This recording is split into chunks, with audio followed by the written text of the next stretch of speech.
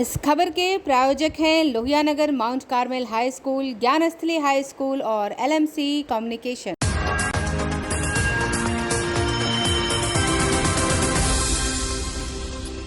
नमस्कार, मैं हूं प्रकाश चंद्र और आप देख रहे हैं इस वक्त आंखें न्यूज 24।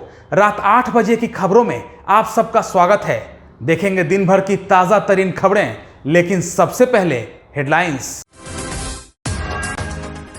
लोक आस्था के पर्व छठ का दूसरा दिन, छठ व्रतियों ने मनाया खरना, घर घर पूजा।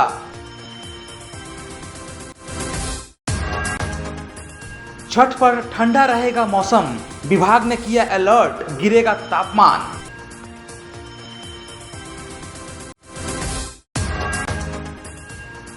छठ पर पटना के यातायात में तब्दीलियां, कई रास्ते रहेंगे बंद, कईयों का रूट जारी।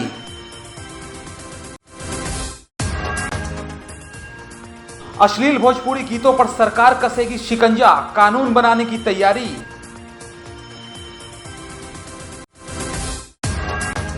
और जनता दरबार में 10 साल से आ रहा है फरियादी, नहीं मिल रहे हैं सीएम नीतीश। अब खबरें विस्तार से। लोक आस्था के महापर्व छठ का आज दूसरा दिन है। आज घरों में खरना का त्योहार मनाया जा रहा है, घर घर पूजा हो रही है। आइए दिखाते हैं आपको खरना पर एक विशेष रिपोर्ट।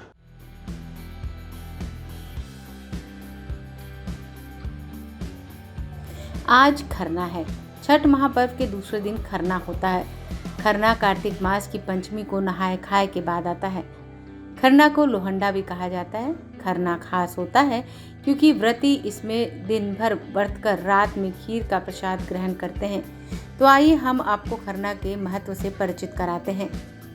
छठ का पर्व केवल व्रत नहीं बल्कि एक कठिन तपस्या होता है। यह व्रत केवल 1-2 दिन का नहीं बल्कि 4 दिन का होता है। इसमें पहले दिन नहाए खाए, दूसरे दिन खरना तथा तीसरे दिन शाम को अर्घ और चौथे दिन सुबह अर्घ देकर पारण किया जाता है। व्रत रखने वाली महिलाएं बहुत पवित्रता से व्रत करती हैं और उन्हें परवैतिन कहा जाता है। छठ में खरना का विशेष महत्व होता है क्योंकि इस दिन प्रसाद ग्रहण करने के बाद व्रत करने वाले व्यक्ति छठ पूजा के पूर्ण होने के बाद ही अन्न जल ग्रहण करता है। छठ में खरना का अर्थ है शुद्धिकरण। यह शुद्धिकरण केवल तन का ही नहीं बल्कि मन का भी होता है। इसलिए खरना के दिन केवल रात में भोजन करके छठ के लिए तन तथा मन को व्रती शुद्ध करते हैं। खरना के बाद व्रती 36 घंटे का व्रत रखकर सप्तमी को सुबह अर्घ देते हैं। खरना के दिन खीर, गुड़ तथा साठी का चावल का इस्तेमाल कर शुद्ध तरीके से बनाया जाता है। खीर के अलावा खरना की पूजा में मूली तथा केला रखकर पूजा की जाती है। इसके अलावा प्रसाद में पूरियां, गुड़ की पूरियां तथा मिठाइयां रखकर भी भगवान को भोग लगाया जाता है। छठी मैया को भोग लगाने के बाद ही इस प्रसाद को व्रत करने वाला व्यक्ति ग्रहण करता है। खरना के दिन व्रती का यही आहार होता है। खरना के दिन बनाया जाने वाला खीर प्रसाद हमेशा नए चूल्हे पर बनाया जाता है। साथ ही इस चूल्हे की खास बात यह होती है कि यह मिट्टी का बना होता है। प्रसाद बनाते समय चूल्हे में इस्तेमाल की जाती है वाली लकड़ी आम की होती है। दूसरे पेड़ों की लकड़ी का इस्तेमाल नहीं किया जाता है। खरना के दिन खीर खास तौर से बनाई जाती है। इसके लिए सबसे पहले आप चावल में पानी में भिगोकर रख दें। इसके बाद मिट्टी के चूल्हे पर उस बर्तन को चढ़ा दें जिसमें खीर बनानी है। ध्यान रखें, खीर को स्टील के बर्तन में ना बनाकर केवल मिट्टी तथा पीतल के बर्तन में ही बनाया जाता है। अब बर्तन में चावल और दूध को उबाल लें। उसके बाद हल्की आंच पर तब तक पकाएं जब तक चावल पक ना जाए और दूध थोड़ा गाढ़ा न दिखने लगे। जब दूध गाढ़ा हो जाए तो उसमें गुड़, किशमिश, इलायची पाउडर या गन्ने का रस मिला सकते हैं। इन सारी सामग्रियों को खीर में मिलाकर चलाते रहें जब तक वह पूरा मिल ना जाए। इसके बाद आप बादाम तथा पिस्ता से उसे सजा सकते हैं। खरना के दिन व्रत करने वाला व्यक्ति प्रसाद ग्रहण करता है तो घर के सभी सदस्य शांत रहते हैं। कोई शोर नहीं करता क्योंकि शोर होने के बाद व्रती प्रसाद खाना बंद कर देता है। घर के सभी सदस्य व्रत करने वाले को प्रसाद ग्रहण करने के बाद ही भोजन ग्रहण करते हैं। ब्यूरो रिपोर्ट, आंखें न्यूज 24। छठ पर इस बार मौसम ठंडा रहेगा, यानी 10 नवंबर को जब छठ व्रती शाम को अर्घ देंगे और 11 नवंबर को जब सुबह में अर्घ देंगे तो उन्हें ठंड का भी सामना करना पड़ सकता है। इस बार मौसम विभाग ने भी अलर्ट जारी किया है।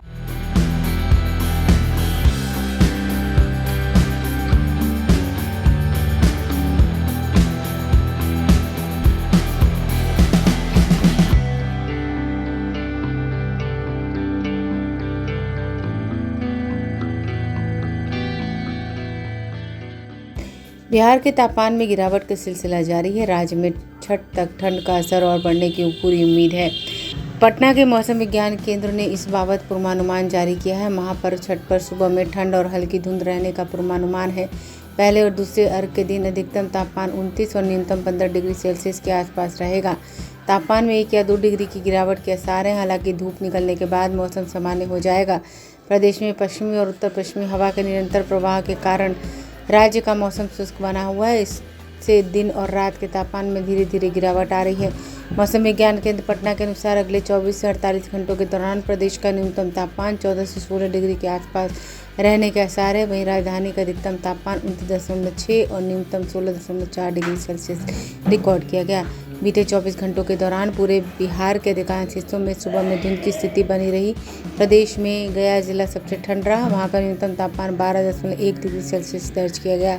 खगड़िया में सबसे गर्म रहा, जहां अधिकतम तापमान 32.1 डिग्री सेल्सियस दर्ज किया गया। बिहार में ठंड की आहट अक्टूबर के आखिरी हफ्ते से ही हो गई है।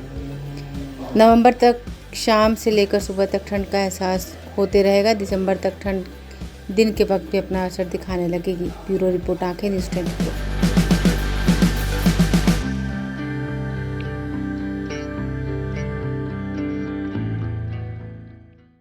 10 और 11 नवंबर को अगर आपका कोई पटना में काम है तो हमारे इस न्यूज को देखकर आप पटना के सड़कों पर निकलिए, क्योंकि इस बार यातायात को लेकर कई सारी तब्दीलियां की गई है। बहुत सारे रूट को बंद कर दिया गया है और कई सड़कों को डाइवर्ट कर दिया गया है। महापर्व छठ के दौरान छठ व्रतियों और श्रद्धालुओं को घाट पर आने जाने में दिक्कत ना हो, इसके लिए यातायात व्यवस्था में बदलाव कर दिया गया है। छठ पूजा के दिन 10 नवंबर को दोपहर 2 बजे से शाम 7 बजे तक और 11 नवंबर को रात 2 बजे से सुबह 8 बजे तक शहर के प्रमुख मार्गों पर यातायात प्रतिबंधित रहेगा। इसी तरह पटना जिले में बड़े वाहनों का प्रवेश 10 नवंबर को पूर्वाह्न 10 बजे से 11 नवंबर को पूर्वाह्न 10 बजे तक पूरी तरह से प्रतिबंधित रहेगा। सिर्फ छठ व्रतियों, अग्निशमन, एम्बुलेंस और शवदाह वाहन आ जा सकेंगे।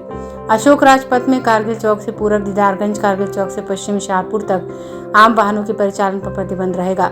सिर्फ खजांची रोड से पटना कॉलेज, साइंस कॉलेज परिसर से वाहनों की पार्किंग के लिए सिर्फ छठ व्रतियों के वाहनों की पार्किंग होगी। दीघा मोड़ से आशियाना मोड़ तक वाहनों का परिचालन नहीं होगा। इस दौरान वाहनों को रामजी चक मोड़ की ओर डाइवर्ट कर दिया जाएगा। ये वाहन नहर रोड होते हुए बेली रोड आ जा सकेंगे। गायघाट की ओर से जाने वाले वाहन न्यू बाईपास से सीधे धनकी मोड़, शीतलदा मंदिर, बिस्कोमान होते हुए गायघाट जा सकेंगे। इन वाहनों को गायघाट पुल के नीचे पश्चिम पाया से सटे फ्लैग में हथिया बगान, आलमगंज, लोहा गोदाम, MCH में पार कराया जाएगा। गायघाट पुल के नीचे से परिचालित होने वाले टेम्पो और व्यावसायिक वाहनों का परिचालन बाईपास थाना मोड़ से चौक शिकारपुर तक, न्यू बाईपास करमली चक मोड़ से Patna city, Didarganj check post से पश्चिमी अशोक पश्चिम में प्रतिबंधित रहेगा। इसी प्रकार चौक शिकारपुर ROB से पूरब मोर्चा रोड, पूरब दरवाजा की ओर से आने वाले छठ व्रतियों के वाहनों को गुरु गोविंद सिंह ROB के नीचे और पटना साहिब स्टेशन के पास पार्क कराया जाएगा। JP सेतु और छोटे वाहनों का परिचालन नहीं किया जा सकेगा। पाटलिपुत्रा, दीघा, शिवा व मीनार घाट जाने वाले व्रतियों के वाहन निर्धारित पार्किंग में पार्क किए जा सकेंगे। इन घाटों पर वाहनों का निकास और प्रवेश JP सेतु के अप्रोच पथ से रूपसपुर नहर रोड से होगा। बाढ़ और मोकामा से पटना आने वाले ट्रकों का परिचालन फतुहा ओवरब्रिज से U-टर्न लेकर NH30 पर बीटा सरमेरा पथ पर भेज दिया जाएगा। दीदारगंज की ओर ट्रकों का परिचालन भी नहीं हो सकेगा। इन वाहनों को मसौड़ी मोड़ रास्ते बीटा सरमेरा पथ होते हुए फतुहा जा सकेंगे। पटना जंक्शन GPO होते हुए बेरी रोड से दानापुर और खगौल जाने वाली बस किसी भी परिस्थिति में गांधी मैदान नहीं जा पाएगी। उक्त वाहन पटना जंक्शन से ही अपने गंतव्य स्थल की ओर रवाना होंगे। ब्यूरो रिपोर्ट, आंखें न्यूज़ 24। अभी वक्त हो चला है एक छोटे से ब्रेक का। क्या आप पत्रकारिता के क्षेत्र में अपना कैरियर बनाना चाहते हैं? तो आज ही royal Ashoka institute of mass communication and journalism में अपनी जगह सुनिश्चित करें। आर्यभट्ट ज्ञान विश्वविद्यालय पटना से मान्यता प्राप्त 100% प्लेसमेंट के साथ royal Ashoka institute of mass communication and journalism. नामांकन जारी है। हमारा पता है DS/16 गायत्री मंदिर के समीप, कंकड़ बाग, पटना 8,20,000। आप हमें संपर्क भी कर सकते हैं। हमारा मोबाइल नंबर है 9955456126। जी, मैं सुमित श्री बाबा आपसे एक प्रार्थना करना चाहता हूं कि आप न्यूज़ के लिए आंखें 24 ज़रूर देखें। ताज़ा खबरों के लिए आंखें 24 ज़रूर देखें। सही खबरों के लिए आंखें 24 ज़रूर देखें। I am Shalini Singh, principal of Ludhiana Mount Carmel School. Here in our school, we give best education and good environment to our students, where they can learn well. We provide here well-equipped lab, well-equipped, well-stocked library. We have here well-trained teacher also. We have a sports playground for cricket, volleyball, football, and also provision for indoor activities. So we have here security system, information and communication technology. So we have all facilities here in our school where students feel comfortable and secure.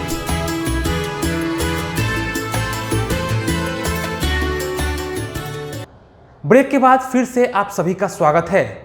अश्लील भोजपुरी गीतों पर अब राज्य सरकार शिकंजा कसने की तैयारी कर रही है। जी हां, खबर बिल्कुल सही है। नीतीश सरकार चाह रही है कि अश्लील भोजपुरी गीतों पर सरकार शिकंजा कसे और इसके लिए बहुत जल्द अधिसूचना जारी की जाएगी और कानून बनाया जाएगा।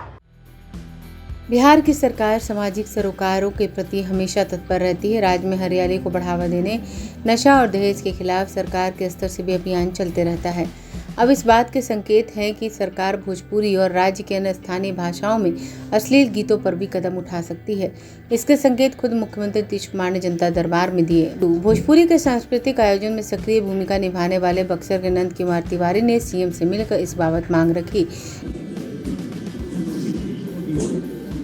कम से कम एक रजिस्ट्रेशन की व्यवस्था कराई जाए सर, जिससे कुछ इस पर प्रतिबंधित हो सके।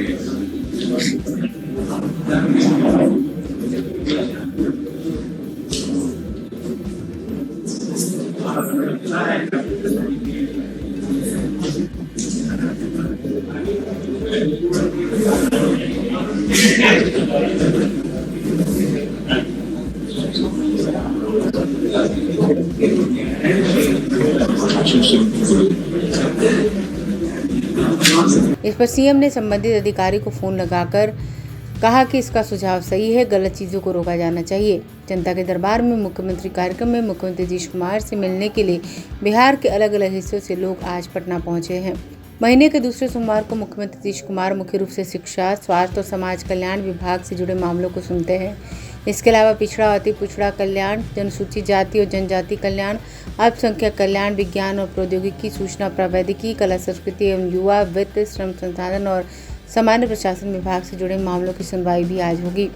जनता दरबार में मुख्यमंत्री से मिलने के लिए ऑनलाइन रजिस्ट्रेशन कराना जरूरी है। ऑनलाइन रजिस्ट्रेशन के वक्त शिकायत का संक्षिप्त विवरण देना होता है। इसके आधार पर सरकार की ओर से अपॉइंटमेंट दिया जाता है। निर्धारित तिथि को फरियादी के पटना आने की व्यवस्था संबंधित जिले के डीएम करते हैं। जनता दरबार में कई बार शिकायतों का ऑन स्पॉट समाधान भी हो जाता है। कई बार ऐसा होता है कि जनता दरबार में आवेदन पढ़ते ही मुख्यमंत्री तक पहुंचने से पहले संबंधित अधिकारी मामलों को निपटा देते हैं। ब्यूरो रिपोर्ट, आंखें न्यूज़ 24। पिछले 10 सालों से जनता दरबार का चक्कर लगा रहे एक युवक से हम लोगों ने बातचीत की है। वह युवक पिछले 10 सालों से नीतीश कुमार के जनता दरबार में आने की कोशिश कर रहा है, लेकिन अभी तक मुख्यमंत्री नीतीश कुमार से उसकी मुलाकात नहीं हुई है। कारण हमेशा कुछ अलग रहता है। इस बार उसके मोबाइल में मैसेज नहीं आया तो उसे घुसने नहीं दिया गया। इस युवक से बातचीत की हमारे सहयोगी आशीष चक्रवर्ती ने। आइए दिखाते हैं। आप देख रहे हैं आंखें न्यूज़ 24, आशीष के साथ जनता के दरबार में आए हैं और एक फरियादी की फरियाद सुनते हैं। क्या समस्या है आपकी? जी, मेरे पास समस्या, पहले तो मेरा घर है ग्वालपड़ा थाना, जिला मधेपुरा से हम आए हैं। समस्या है कि मेरे पिताजी का मर्डर कर दिया है। 4 महीना बीत जाने के बाद भी 26/6/2021 को मर्डर हुआ था। दिन के सुबह 7 बजे लगभग, जो कि हम थाना जब आए अस्पताल आए, ग्वालपड़ा अस्पताल आए। वहाँ पर पुलिस ने पूछताछ किया, मेरा पिताजी अपना से सभी अपराधी का नाम भी बताया, डायरी मेंटेन किया, फिर भी केस मेरा नहीं ले रहा था। नहीं लेने के बाद हम जब रोड जाम किए, रोड जाम करने के बाद मेरा केस लिया गया। केस नंबर 9621 है, जो हम आज तक यहाँ चक्कर लगा रहे हैं हर ऑफिस का, कहीं मेरा नहीं सुन रहा है। डीएसपी के पास जाते हैं, जाओ कार्रवाई कर देंगे, नहीं करता है। दरोगा वहाँ से गाली गलौज करता है, जिसका अभी रिकॉर्डिंग भी है सर मेरे पास, पैसा भी मांग किया था। थाना वाला के पास आपने गया तो क्या कहा थाना वाला सर ऐसे बोलता है, जाओ तुम्हारे बात पे पकड़ेंगे, हम अपना मन से करेंगे, जो हमारे पास गाड़ी नहीं है, पुलिस नहीं है, कैसे हम पकड़े? बहुत बड़ा रंगदार है, उसको कैसे पकड़ेंगे? हमको स्टाफ नहीं है, हम नहीं पकड़ पाएंगे। इसी तरह सर ताल मरोड़ करते करते हमको 4 महीना से ऊपर बीत गया है सर, आज तक कार्रवाई नहीं हो रहा। उससे हर जगह एप्लीकेशन दिए। कहाँ आपने दिया एप्लीकेशन? सर थाना प्रभारी से लेके सर पुलिस महानिर्देशक तक हम दिए हैं। एसपी, डीआईजी, आईजी, प्रधानमंत्री, मुख्यमंत्री, राष्ट्रपति सबको दिए हैं आवेदन। 1 बार नहीं, 5 बार 6 बार दिए हैं सर, जिसका मेरे पास रिसीविंग है। रजिस्ट्री के द्वारा दिए हैं, स्पीड पोस्ट के द्वारा दिए हैं हर पदाधिकारी को, लेकिन मेरा आज तक कोई कार्रवाई नहीं हो रहा है सर। हम जनता के दरबार में आए हैं तो क्या कहा गया आपको? ये कहा गया कि आपको एसएमएस नहीं है, इसलिए आपको मिलने नहीं दिया जाएगा, आपको एसएमएस जाएगा तब मिलने दिया जाएगा। तो दोबारा फिर एसएमएस आने के बाद आप आइए? जी, दोबारा इंतज़ार तो करेंगे सर, अभी प्रयास कर रहे हैं, देगा तो ठीक है, नहीं तो दोबारा आना ही पड़ेगा। यही मेरा फरियाद है सर, कोई नहीं सुन रहा है। उसके लास्ट में हम जनता दरबार आए हैं, इस अपने से हम कहेंगे सर को, कहेंगे मुख्यमंत्री साहब को कि मेरा सर ऐसा ऐसा मामला है, कोई नहीं सुन रहा है, जिसका मैं रिसीविंग है मेरे पास, सब दिखाएंगे सर। आप देख सकते हैं जनता के दरबार में आए हुए एक फरियादी ने कहा, जे दबंग के कारण थाना में भी मुझे अप्लाई नहीं किया जा रहा है। कुछ दबंग लोगों के कारण हमने प्रशासन के पास भी गए, लेकिन वहाँ भी कोई हमको मतलब सही से कोई बात नहीं किया। आज हम आए हुए हैं जनता के दरबार में, लेकिन ऑनलाइन अप्लाई करने के बाद भी एसएमएस नहीं आया, इसलिए आज हमको मिलने नहीं दिया गया। अब देखने वाली बात ये होगी, जे ये ऑनलाइन अप्लाई करने के बाद एसएमएस आने के बाद जनता के दरबार में मिलते हैं, उसके बाद क्या इंसाफ मिलती है इनको। तमाम ऐसे खबरों के लिए बने रहें आंखें न्यूज़ 24 के साथ। चलते चलते एक बार फिर से हेडलाइंस पर एक नजर। लोक आस्था के पर्व छठ का दूसरा दिन, छठ व्रतियों ने मनाया खरना, घर घर पूजा। छठ पर ठंडा रहेगा मौसम, विभाग ने किया अलर्ट, गिरेगा तापमान।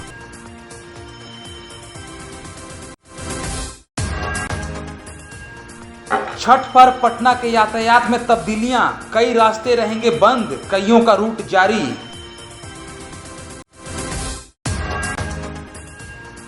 अश्लील भोजपुरी गीतों पर सरकार कसेगी शिकंजा, कानून बनाने की तैयारी।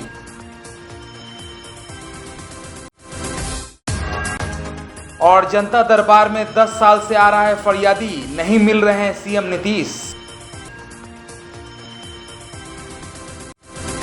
आज के लिए इतना ही, मुझे दीजिए आज्ञा। कल फिर मिलेंगे इसी वक्त इसी चैनल पर, तब तक के लिए नमस्कार। अगर आपने अभी तक हमारे चैनल को सब्सक्राइब नहीं किया है तो तमाम और खबरों के लिए हमारे चैनल को सब्सक्राइब करें और देखते रहें आंखें न्यूज़ 24, नजर हर खबर पर।